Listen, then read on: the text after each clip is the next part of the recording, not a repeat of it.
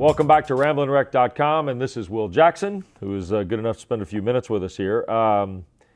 Is playing offensive line complicated here?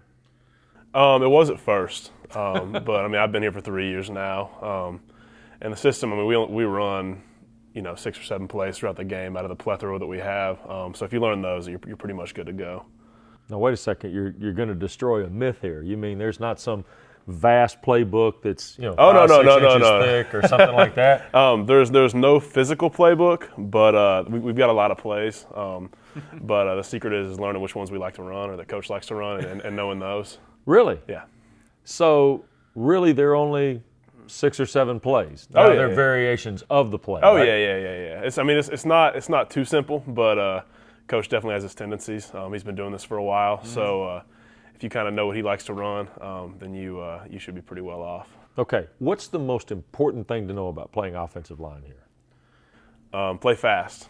They preach that every day. And as long as you go fast, you may not know your assignment, but if you go fast and you at least hit somebody, something may happen. So that's kind of our MO in the O-line room is if at least go somewhere fast if you don't know what you're doing. I like that. Coach Seawalk and Coach Spencer combined to coach the offensive line. Right. Both are pretty interesting guys in their own unique way. You could say that. Coach Seawalk actually played at Virginia. Right. Coach Spencer grew up out west and has a propensity to say interesting things. Yeah, you could say that. What's the most interesting thing he's ever said in practice? If you told me, I've actually got a book of all the stuff he says. So I'm sorry. Really? Yeah, I'm sorry. You're writing it down? Yeah. Oh, yeah. You got to take note of that stuff. But now I've heard block him like he's going to the electric chair. He says you want to gang around like you're going to the electric chair. He wants to. It's kind of interchangeable, but it's block him into the head coach of Maryland. Last year was block him into Frege, and this year it's block him into Edsel. You want to hit him in the goozle. You want the goozle. The goozle. We don't know what the goozle is. I took anatomy in high school. I must not have been paying good attention because I have no clue what the goozle is. And then another Spenceism. Spenceisms. We now turned them. Those are probably the top 3. I'm drawing a blank right now, but he likes to hit those. Gain ground like you're going to the electric chair. Yeah. We've kind of put our heads together. We assume it's kind of like the last thing you'd ever do, and do it fast. But we're not. The jury's still out on that.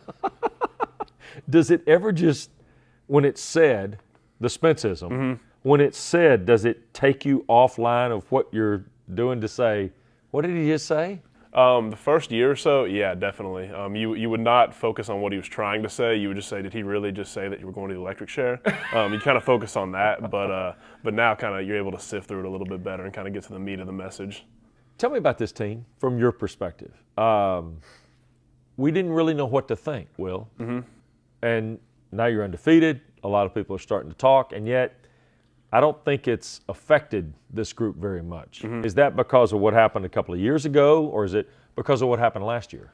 I'd say it's a combination of both. You got some guys that were on that 09 team that won the ACC that kind of had a taste of the success, and they're kind of preaching, stay humble, take it one game at a time. And then for a guy like me that played last year, I'm working my butt off to make sure that we don't have a repeat of last year. And that was kind of my thing during the offseason, was to just keep grinding and keep working hard in the weight room and on the field, working on my technique, was that we didn't want to go back to last year. That's kind of been our thing this year, is a combination of that hard work mentality and also staying humble and taking it one game at a time. So what is or who is this team? Because we really don't know, do we? You guys do not play an individualistic hand to the public. Right. I think we're actually fans, media, whatnot, taken aback by the concept that this team has to stay a team in order to be good, right? Yeah, we're definitely, we're the epitome of a team this year, I would say. You've got guys like Orwin and David and Tevin. They make the thing go. But at the same time, you take one of them away, it's not going to really handicap us offensively. Because we've got other options to go to with Steven on the outside and things like that. And then defensively, those guys just play their tails off every day. So they get it done on that side of the ball. It's an interesting group, isn't it? Oh, yeah, it definitely is. You often heard, I'm sure, the old adage that every team is different. Most coaches say that. Do you believe that now? I certainly do. This year, comparing it to last year, It's really night and day, and I didn't think that'd be the case. But just this year, it seems like everybody's kind of bought in, and the attitude is definitely a 180 compared to how it was last year. You grew up around Knoxville. Yep. And you're playing at Georgia Tech. Right. What was it about playing here? Growing up, I was kind of, I don't want to use the term brainwashed, but you kind of have the big orange glasses on. And I can't imagine living right outside of Knoxville that you got big orange glasses on. Yeah. Yeah, I mean, both my parents went there, and I've got a lot of respect for that program, and I still cheer for them. But I wanted to go to a place that I knew I'd get a really good education and a degree that would mean something after I got out of here.